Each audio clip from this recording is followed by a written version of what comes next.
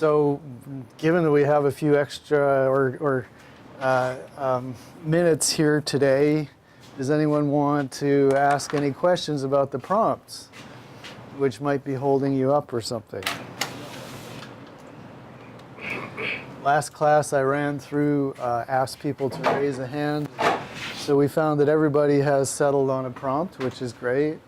But any questions about what to do with each of the prompts, or the one that you're interested in? Now is a great time to ask.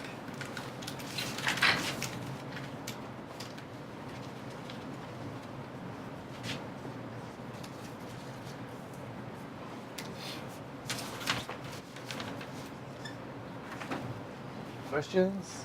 Any thoughts? Did anybody do the assignment and would like to just speak out about how it went or whether any of it was interesting? Could inspire fellow students who might be streaming or attending to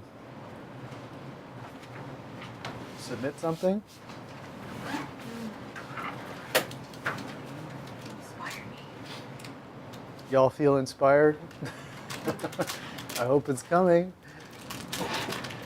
Great. So if you prefer to pursue this one-on-one, that would be great for me too. So my office hours are between 11 and noon, right after this class in the ArtX building. I'm in ArtX 170. You could also have a look at our radio station, which is connected to my office, if you like. So 2 reasons to come in, but a good reason to come in would be to talk about this assignment worth 100 points out of 500. That's 20% of the grade. You basically can't get through the class unless you do this assignment. So, give a thought as to getting it wrapped up and submitted as soon as you can, okay? Because the clock is ticking. The 2 weeks are almost up. Ibu. Malcolm, did you by chance pass out a grading rubric for the research paper? No, it's on Canvas. So this is the prompt as to what you need to write. And then there is an additional, is there a link in here? Guidelines for research papers. So this contains a rubric for both of the research papers. There it is at the bottom. There's a checklist, for instance, and otherwise it just talks about the other stuff you would find in a rubric. As to the actual breakdown of points for each item in the rubric, as you can see at the moment, I'm just happy to get anything submitted.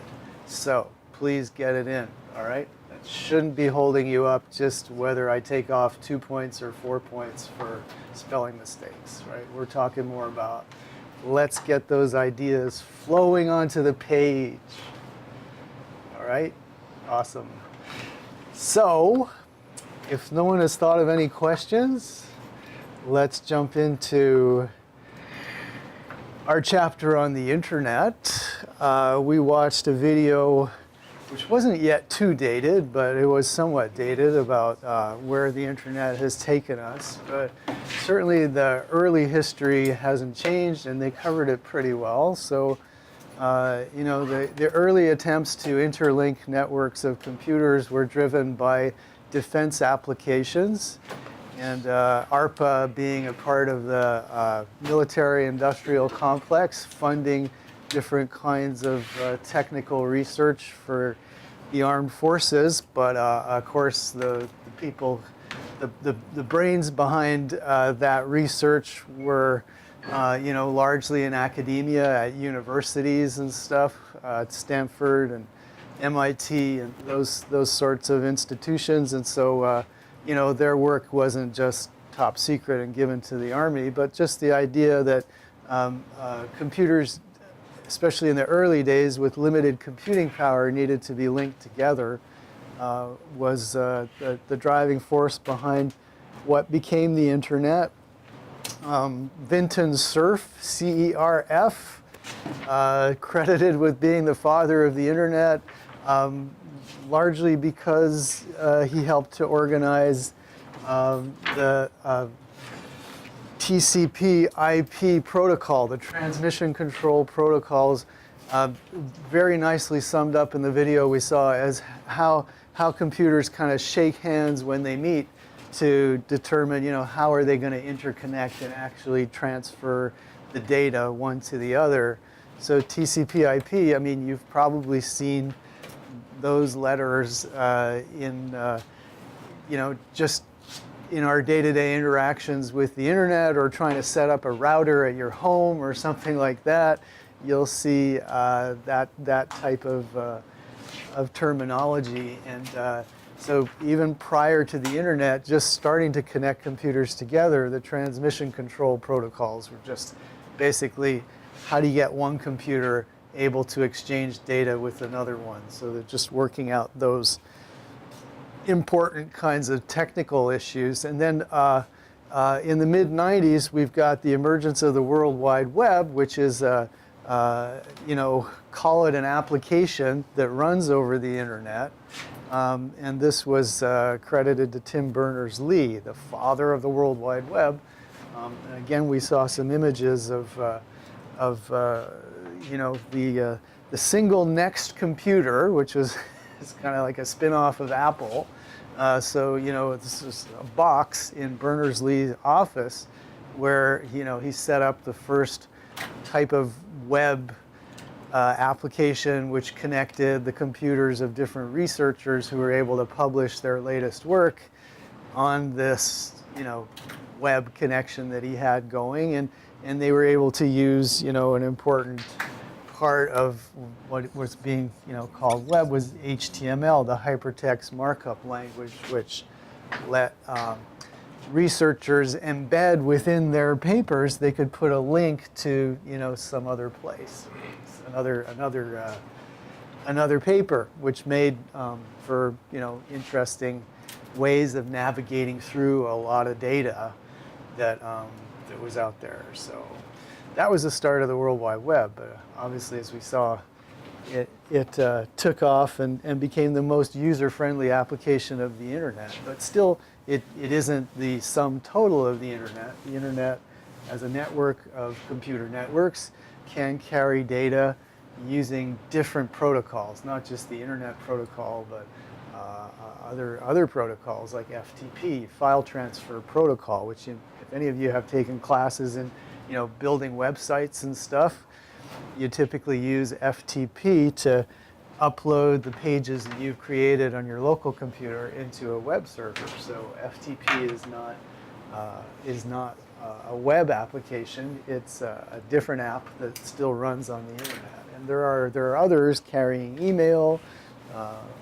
so on and so forth. So the web is part of the internet, but it's not all of it. The video explored a lot of developments in content. Obviously, social media, the ability to share information. So, the way that this technology offers two-way communication is really new and novel in electronic media, which, as we've seen, covering radio and television, it's always kind of like a one-way flow of information. But here, one of the big advantages of the web is it's two-way. User-generated content can enter into the mix. Social media is like basically a media form which is fueled by user-generated content. No two-way communication, no Facebook, Instagram, or anything else. So this is really fundamental. The ability to have text, graphics, sound, video. Of course, that's what makes the internet such a important medium for us to discuss in a class like this, because it can carry sound that radio did, video that television did, text that newspapers and graphics from newspapers can all be mixed together into multimedia. So it's great advantages here in terms of the expanding space of storage. It just seems like what is it? How many? There's just, I can't remember off the top of my head what the stats are about people uploading videos to YouTube, but they'll proudly declare however many hours of video are uploaded per minute onto that platform globally, and it just seems nobody ever says, hey, YouTube ran out of space, right? I mean, it's just like there's always there's more space, there's more stuff than you could ever fill up, it seems, and yet someone is paying for all the server parks that actually contain all that data. So space doesn't seem to be the issue, but a big issue is being bandwidth. So, I mean, what that refers to, yeah, exactly, speed, right, Xiao? So it's like, you know, how fast can you download data or upload data has been, you know, for the consumer, a big issue, and we pay a lot of money in order for, you know, the advantage of having more bandwidth, right? So, you know, what bandwidth refers to is how much data you can upload within a given time period, like a second or something. And so, you know, in the early days of dial-up computing, 56 kilobits per second was the standard speed of those modems that I don't know if you guys even have grown up anymore with the, well, that would have been like 1996 to maybe 2006. Maybe as a little kid, you remember that thing, right? Okay, some folks are nodding. So, you know, that was the way we accessed the web in 1996, and going forward, those of us who couldn't afford a faster connection were still on that for close to a decade. So 56 kilobits per second. Now you're seeing, you know, sort of, I'd say standard 6, you know, megabytes per second of upload, and, you know, people with a fiber optic connection much faster than that, like 10 times easily, 100 times faster than that, typically. So when we talk about bandwidth, that's what we're talking about. How much data can you pass within a second? And it is, you know, maybe literally 1,000 times more data that we can pass per second now in you know, your fiber optic connection like people would have here if they have Sonic, or, I mean, I think Comcast and the other internet providers are catching on. So next week we'll talk more about, you know, kind of those underlying mechanical protocols. But this has been, you know, if the disadvantage here is where there's a bottleneck, it's in terms of bandwidth, in terms of how much data can the consumer get to their house, you know, effectively. So there were, you know, early examples of internet streaming. I mean, I was kind of shocked to learn that in 1995, even before the web, there were radio stations that were putting their signal onto the internet, you know. And similarly, if you look back in the early days of video delivery, 1995, you know, the Weather Channel has got a streaming service through CompuServe, which was one of those early dial-up services. So it would have a very low frame rate, a very blurry, kind of low resolution image. But you could get video even way back then, but you'd be getting it through such a narrow kind of bandwidth, you know, that it's very low detail. But as we get more bandwidth, then you get applications like YouTube that become possible. And, you know, and then that opens the door to other streaming services like Netflix and such, which all, you know, require that bandwidth. The consumer has to have, you know, at least something like 6 megabytes per second in order to stream video, especially video of good enough quality that you'd want to watch it, you know, the equivalent of television, you know. So that's been, you know, the important restraint, disadvantage, bandwidth, you know. How the internet works, the important thing to remember here, apart from, you know, we talked about how important TCP was, and Vincent Cerf, you know, being the father of the internet. That's it. Let's see, a packet switch network, right? So actually the video did a decent job of explaining how efficient that is. So if you're going to send a lot of data from, you know, one place to another on this interconnected network of networks, which, you know, it doesn't all have to be functional at all times. Some part of the network could slow if it's if it's being used a lot. For instance, you know, if you're streaming video from a Russian site, you know, which is in a different time zone from you, and maybe Europe is, you know, it's prime time in Europe, and people are using, you know, all the computer networks in Europe quite heavily because they're streaming shows. Maybe your stream is going to pass, you know, through Australia or something, because that has better connectivity at that time. It's less used.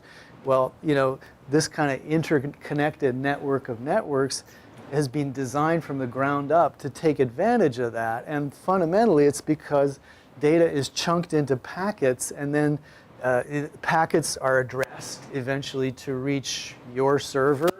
But they can travel wherever they need to travel. And even in the midst of a stream, some packets may be sent some other route because it's more efficient at the time. As long as they all collect back together, you know, at your server so that you can consume the stream with all the packets intact, that's how it works. So even next week, we'll look at mobile phones, the same idea. As you have a conversation with folks, your voice recording is being chopped up into packets and, you know, compressed and sent through, you know, the mobile network. And as you go from one place to the other in the city, you know, of course, those packets all have to be assembled in the cell that you're actually in, but they can take different routes to get there as well. And they can also be bundled together with tons of other packets. You know, while you are going, thinking of your next word, right? There are 10 other conversations being squeezed in, and you're getting all those packets being pushed at the same time. So it's very efficient that way. But what it requires is, you know, an incredible ID system where each packet is, you know, accounted for and addressed somewhere and then reassembled. So all of that is, you know, an important part of this technology. Another thing you may find when you're at home and working on your own home network or something like that, and damn, my computer is not connecting right. Why can't I get, you know, any, you know, I'm searching stuff. I'm entering a web address like, you know, ramid.ccsf.edu. Nothing is coming up. Now, why is that? Well, it's because, you know, the internet obviously works at a level of identifying its resources in digital code, right? Which would be meaningless to us. We don't enter into our browser, go to 10111011100111. It would be like, wow, what is that? I can't remember anything. So in order to put a kind of human face on that system, we have domain names. And so those are, you know, www.apple.com or some easy stuff to remember. So there needs to be some directory where all those 1110000 addresses are matched up with human-friendly names, you know, the domain names. And there is the ICANN, which is the Internet Corporation for Assigned Names and Numbers, which takes care of that, you know, that function of linking up language, computer language, with, you know, the domain names that we can all remember. And so when you're like entering in www.apple.com, very often if that fails from your home, it's because there's something going wrong with the, you know, getting that call into the DNS servers that are used, which, you know, Google runs them, AT&T runs them, a lot of different service providers will, you know, handle. They'll have their part of the domain name system, but all of it's run by ICANN. So, if you are interested in, you know, kind of obscure but important things that go on in the digital world, Karen has put up a really fascinating little article here, if you have time to eventually look at it, about the ICANN Key Ceremony, which is periodically The people who direct this activity meet the 7 people who hold the keys to worldwide internet security.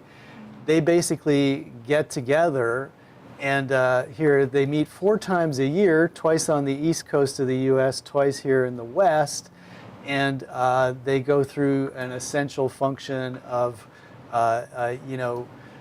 renewing the authorizations necessary for the DNS system to work. So bizarrely, something that the entire world counts on is actually, an essential function of it is controlled by this private corporation. They don't have to answer to governments, nothing. So it's a very interesting read to realize that so much essential power is, resides in there. Of course, if the whole thing fell apart, a different DNS system could be created and such, but right now everything depends on that smoothly, and many other functions. So there you go. And then the video did not do such a great job about talking about the various industry developments that have given us different browsers, Chrome, Firefox and such. But that, those have been the subject of some controversy as, for instance, Microsoft tried to get Internet Explorer, their version of the browser, to be the kind of the default version of the browser that everybody uses, the way that Windows is on, a good 85% of the computers in the world. They wanted to have their browser also used that way, and they weren't that successful at it. So there's interesting kind of industry back and forths about that. History of the browser wars, they called it. So interesting stuff. So if we just look ahead at, well, not looking ahead, but thinking about our own special set of interests about the internet and the web, which is really, how has it expanded the options to audiences for the media that they get? How has it affected the older sources of programming like television, the music business, radio? So there are a few things that we could note. One thing is that old media has, tried to get with the game. And so your radio stations or your television stations, they all have websites. And so I guess it would be a mistake to view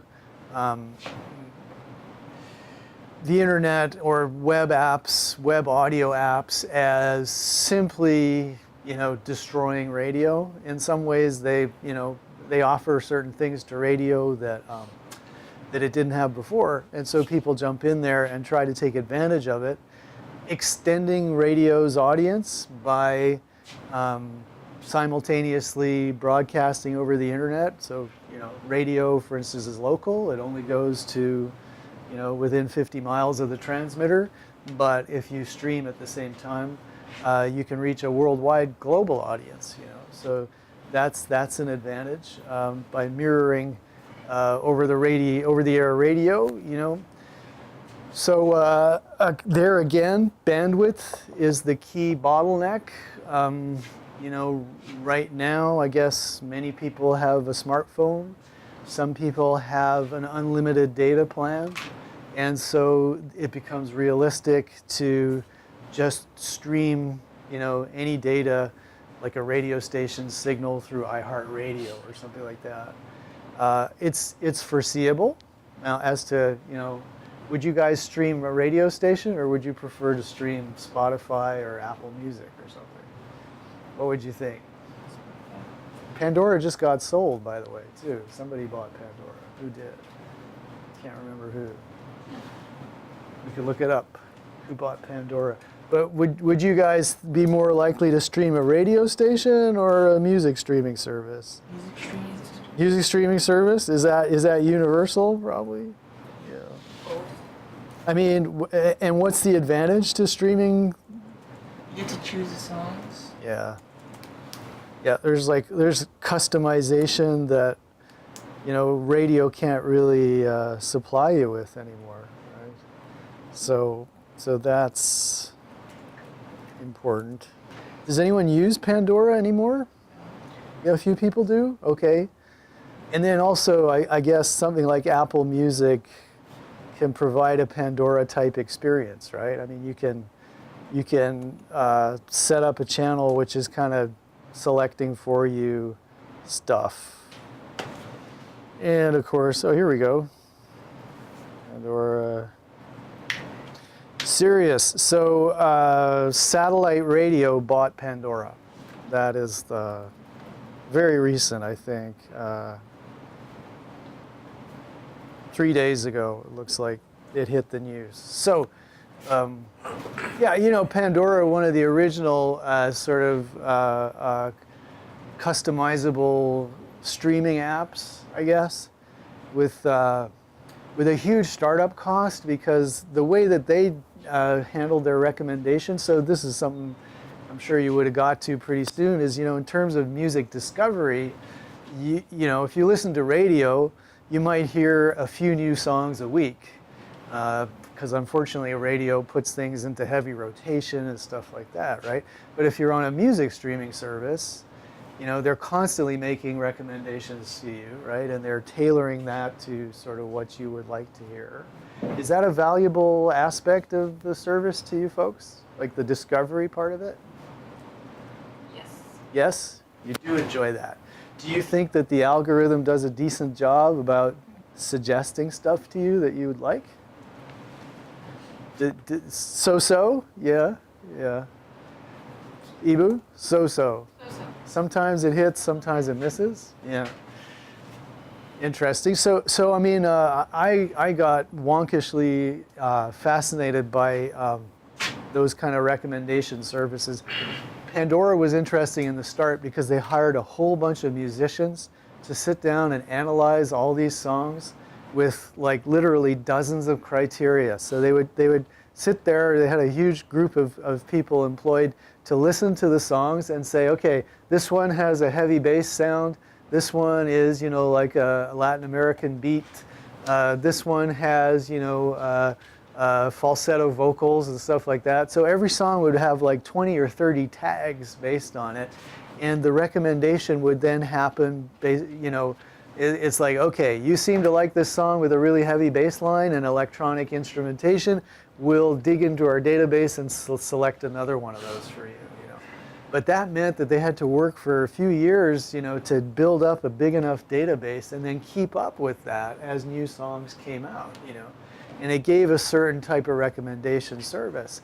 But they found that a better way of doing it, or not better, but an easier way, was to say, okay, Malcolm listens to a lot of this type of music because we know everything that he listens to because, we serve it up to him and he says he doesn't like something to move on. So eventually we're going to like cluster together a bunch of people like Malcolm with the same tastes, and then we're going to watch what they listen to, and we will suggest to Malcolm the things that this general user profile tends to like or doesn't like. And so that's a lot easier than hiring hundreds of musicians to listen to songs and sort of classify them. Instead, you say, no, we don't really care. We'll let the audience do that by choosing, yes, they like it, no, they don't. And we'll just cluster the audiences automatically into groups of people who we think kind of like the same type of thing. So that was the way that Amazon organized this, and Netflix organizes it that way too, but they're developing this further. Yeah, William? But doesn't that create a kind of echo chamber effect? Yeah, great question, man. So yeah, William's brought up this whole issue, which is like, how could you ever discover anything new if you're constantly being fed what they figure you like anyway? Are you guys sensitive to that? What do you think about that? I ask because I'm super aware of how Spotify sends music my way, and I listen to a lot of different genres and enjoy them for very different reasons. But if I stay in a genre for too long, I cannot get a recommendation for weeks in some of the other genres that I enjoy listening to.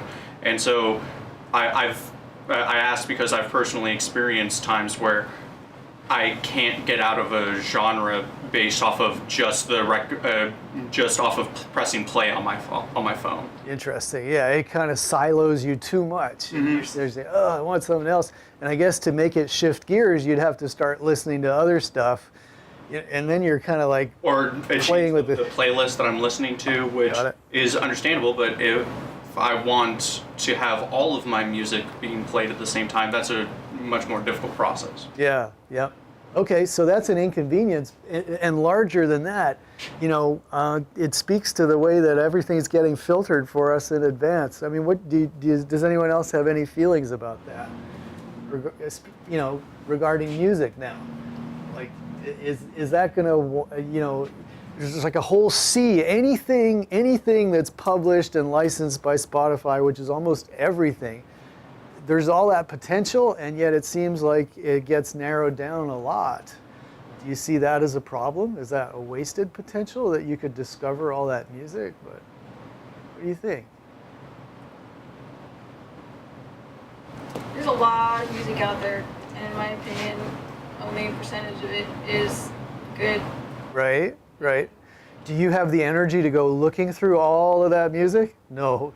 So we do hope. It's a little filtered before it gets screened. Right, and then if the filtering is too thorough, let's say, you may never get experience. You may never have the opportunity to find out more of that music. Right.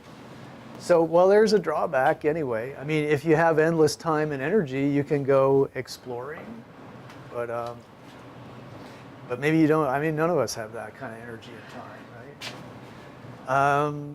A student in my audio class, Victor, turned us on to this podcast, which I just want to give it. There's a very interesting discussion in this podcast, and of course I won't remember it now. Where's my phone gone? However, what it talks about is these are kind of the host of the show who's created it is.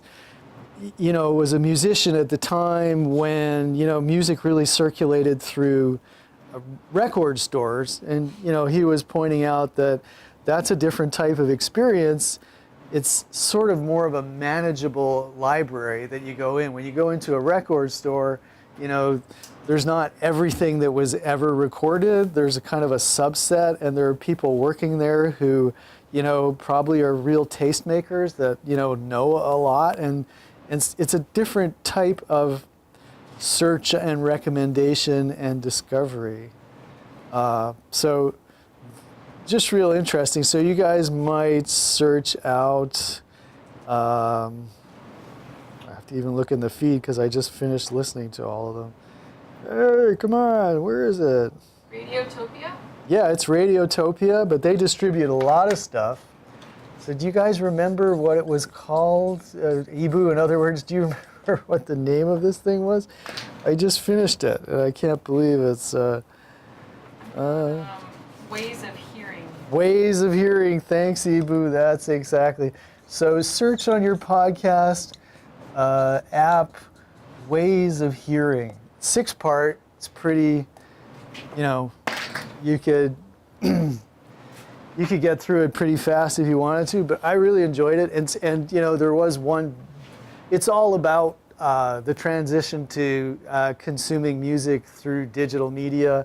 And so he does mention, for instance, Napster, sort of the start of peer-to-peer file sharing, and all of that's done to kind of change the dynamics, the economics of the music business, But he also talks about that as a moment when music becomes kind of immaterial, that it's so easy to share files and move music around that, having an album that someone could give you, or you could go over to someone's house and discover in their 40 records and, some cool thing, is really not the way it happens anymore. It's sort of like, someone in Reddit was talking about this thing, and then they posted, or I was on YouTube and I saw, 20 pages in, I saw this like weird thing which only 333 people had actually watched, and man, it's the most amazing thing I've ever heard. So it's like so different, the way that we come to it. And of course, it's really impacted musicians because well, you know how it goes, right? I mean, it's. Well, that's where those personal recommendations come into play.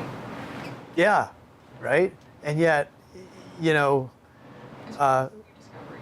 yeah. And does Pandora? Well, Pandora. What were some of the other? I'm just thinking there were a few apps that integrated kind of personal recommendations better, but I can't remember their name anymore. Most of them were taken down because they were part of this, kind of legal loophole where the service that gave you the location of pirated files were not held responsible. So for instance, Napster was like, of course, the best known of those. It was basically a directory of files on the internet with copyrighted music. So until the DMC, the Digital Millennium Copyright Act, got around to it, there was a gray area where a company like Napster could say, hey, we just provide people with a bunch of addresses. We don't tell them to go download that music and stuff. So eventually that was quashed by new copyright legislation. But there you go. So, and to the industry, of course, always prefers streaming because that doesn't result in a bunch of files of music that they can that people can give away and share. So as much as they can push us into streaming all of the media that we use and paying high prices to subscribe to streaming services and paying high prices for bandwidth, this is the current situation right now, where you could be paying, $80 a month for good bandwidth and cellular connectivity, and then another 20 or 30 bucks a month for different streaming service access, and they're happy, they're happy with that, with you paying, close to $2,000 a year for, a digital streaming need that you didn't have 5 years ago.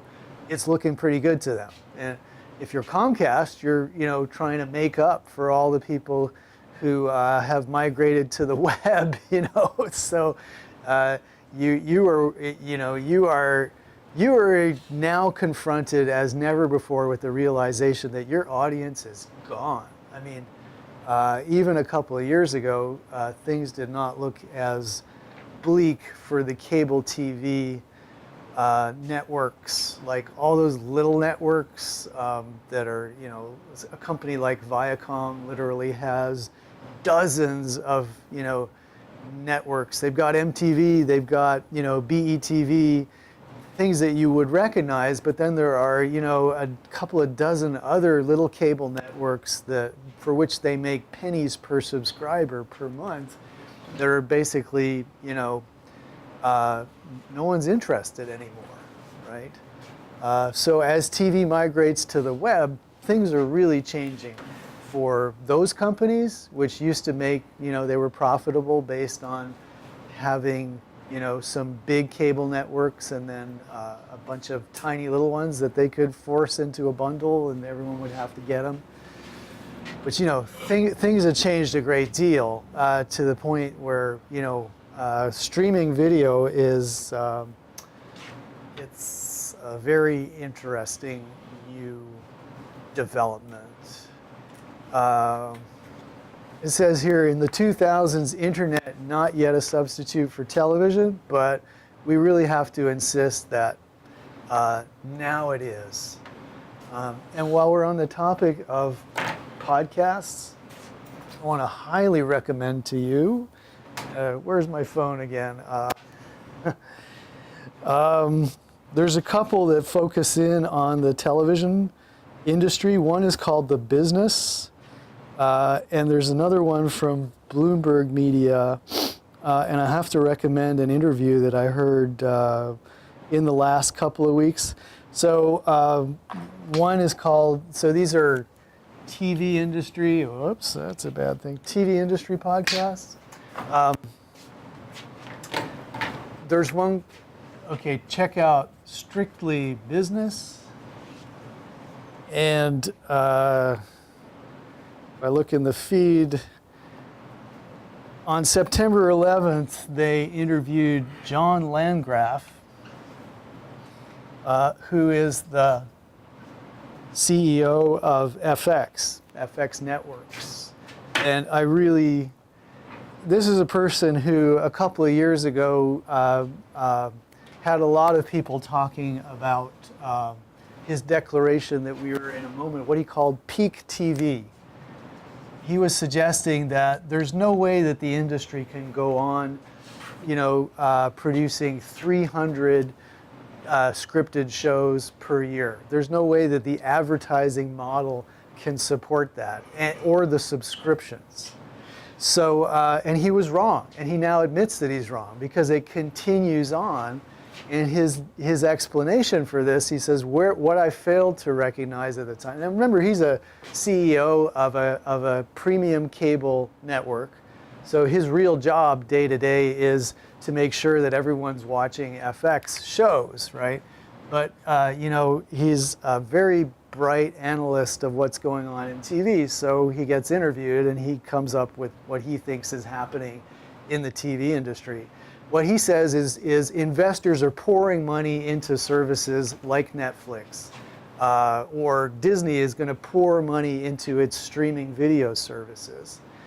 To the extent that like Netflix spends so much money on creating original content every year, billions of dollars, that probably, we don't know because Netflix is a private company, but probably they spend more than they actually make year by year from subscriptions and whatever else they can do. But they have continual investment because Netflix is the leading company in streaming video, and everyone's looking at the long game. They're saying that if cable television goes away, or just about goes away, in the next few years, everyone's going to start paying for streaming services like Netflix or like Disney services.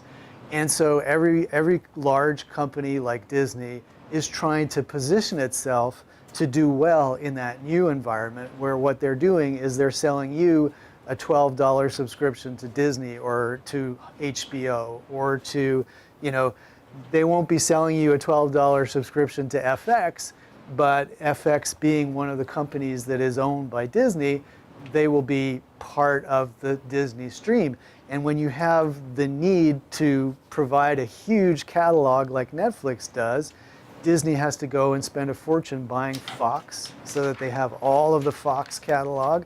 They're going to use, FX, they're going to use Pixar, Lucasfilm, everything they can in this battle, basically. But this is what's going on now. They're all positioning themselves.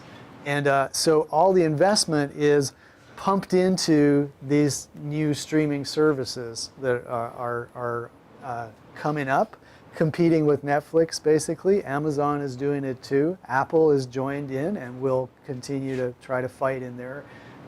So this is going to be a huge shift in terms of the video provision business, which includes television.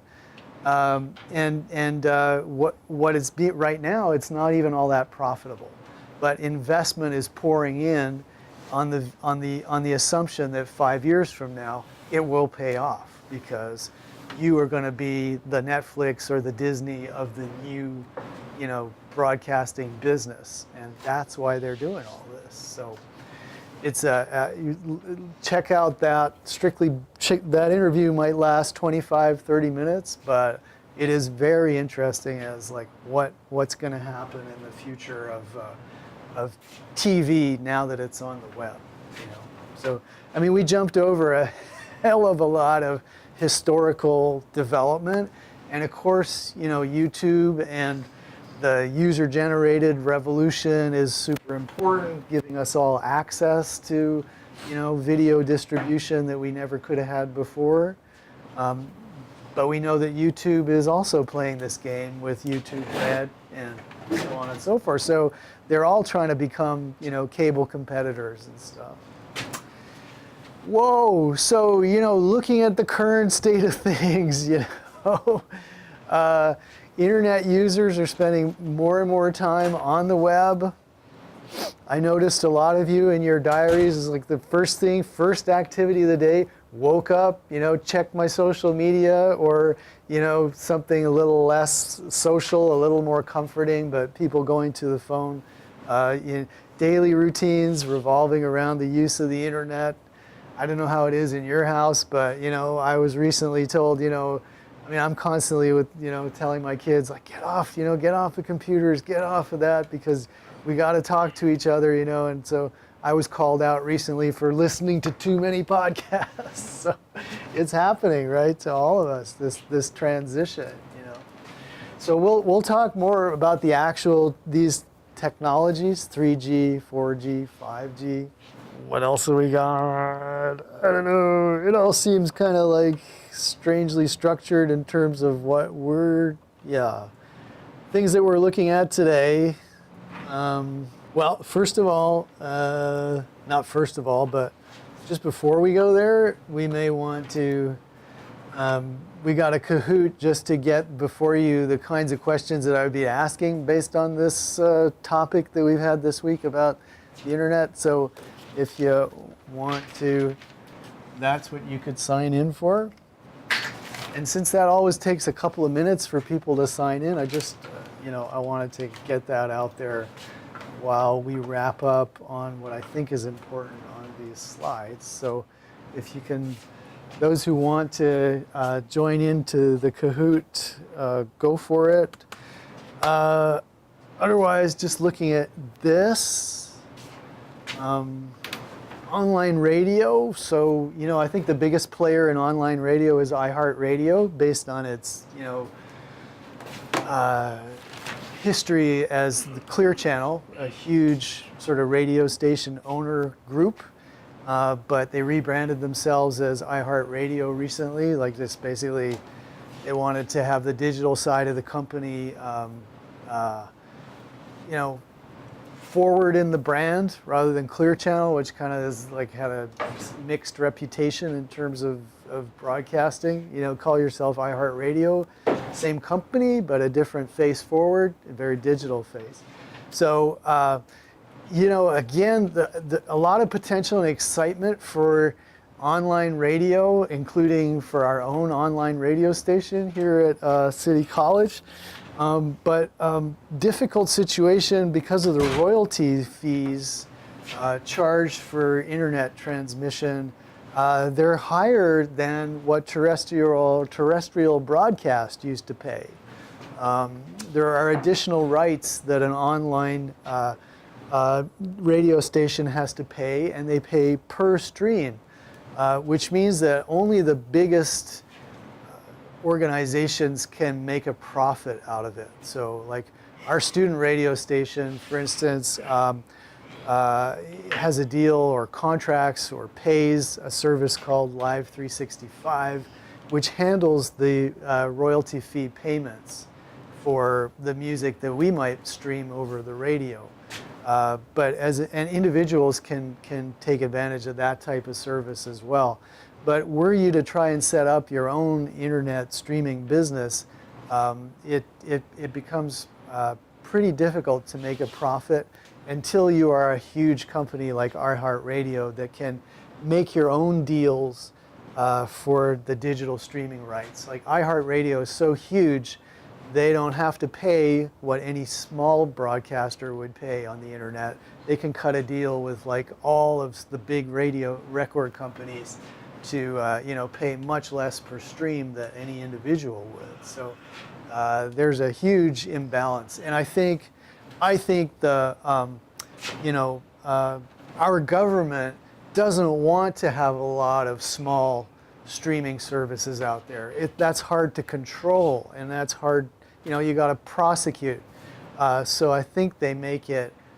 They would like to concentrate that activity with a few big streaming services, that they can kind of treat a little bit like old broadcasters.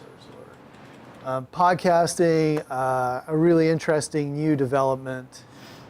There is no established copyright collection service for podcasts the way there is for streaming radio, which means that making podcasts of copyrighted music is perilous. Or just difficult because you'd have to make agreements with all of the music publishers in order to do it legally. A huge force in podcasting is NPR.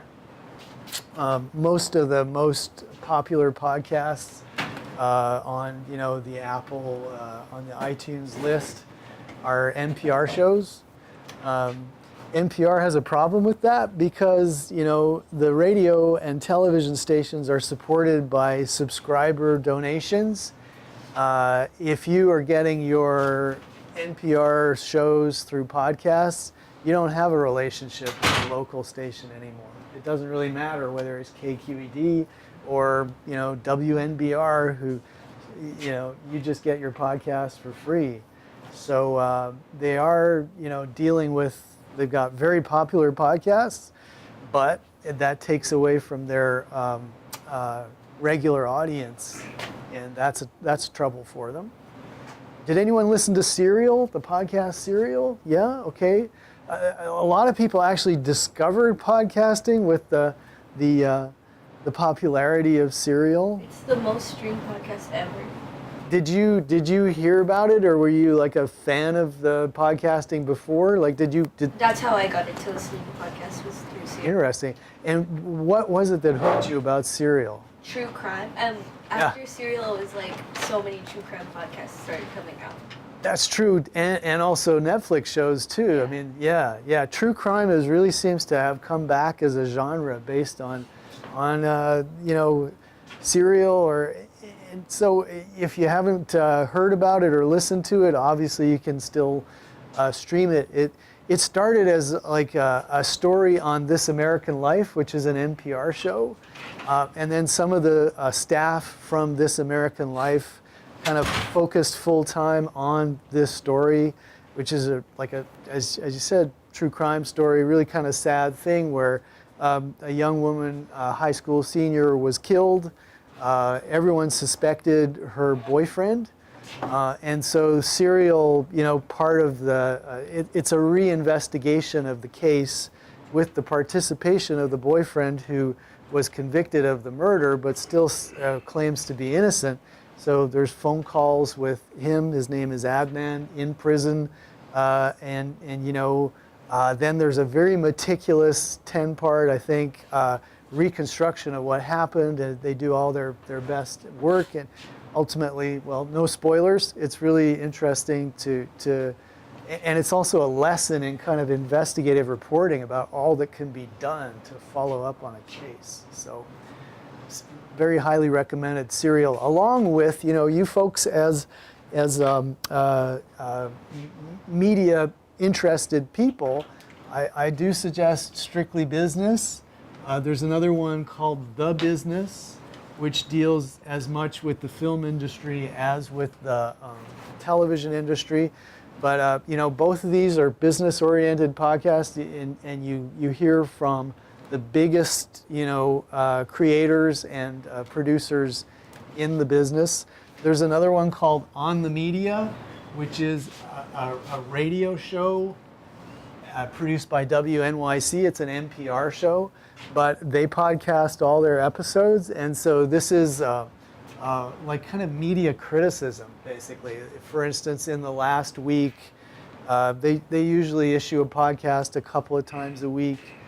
So they are talking about things like the coverage of the Supreme Court nominee, which was supposed to start at 10 a.m. this morning. Dr. Blasey's hearing with Brett Kavanaugh, and for the Supreme Court nomination. And so they will look critically at how the media covers Hurricane Katrina, Hurricane Maria, and kind of working on behalf of a more responsible media coverage, I think. So also very interesting podcast there. So for us who are interested in media and media ethics, good media, these are really great sources. And I'll probably come up with some others later on. I can let you know or put up a page about them. Yeah, I think, although we don't have a question about this coming up, I don't think, but one of the ways to understand where we are now as an audience is, we've gone from broadcasting where a few networks produce shows that were targeted at literally millions of people.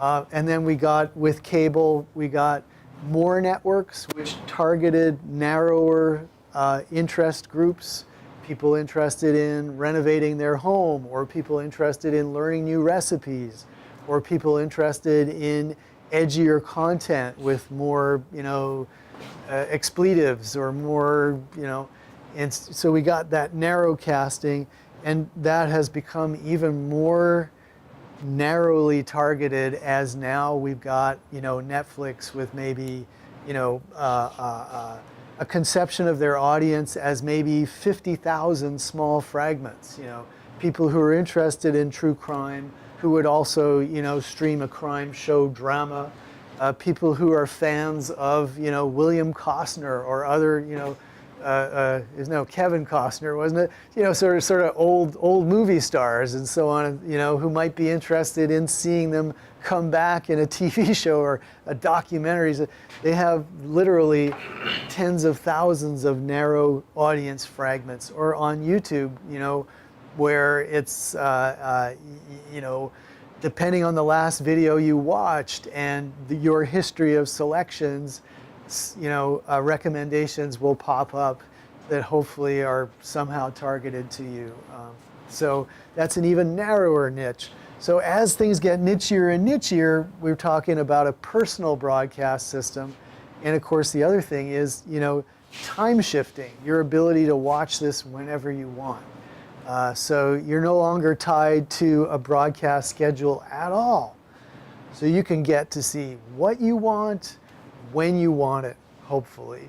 And they're just, constructing paywalls so that you have to pay for it, and experimenting with how much we'll be willing to pay for this now in this new environment. So a personal broadcast system, it is so niche now, it is down to, what your personal interests are, what your personal schedule is. It's all adapting to that. So that's what they mean when they talk about a personal broadcast system. It does make some sense, right? All right, well now let's just see with our Kahoot what kind of questions we might ask. And, there's only like a few of them. So let's, okay, some folks have, oh my God, I've completely ignored the chat people today. Hello to all of you in chat. Katerina says, sometimes I listen to Pandora because the selection of the music is already taken care of, right? And there are heavy rotations on Pandora as well. That is interesting. I'm not aware of that, but that would be something to check out for sure, as to how much the algorithm could be weighted to, feature certain music. Okay, so Chow and Katerina are in. If anyone else wants to join, there it is, and we'll just start. And of course, there's a lot of lag for those playing online, so they don't always get to answer and compete. So who's the father of the internet? Vint Cerf or Tim Berners-Lee? So this would be the father of the internet versus the father of the World Wide Web. Chow's checking her notes. Good for you. Good for you. Oh, you already answered. You're confirming yourself. Okay. Okay.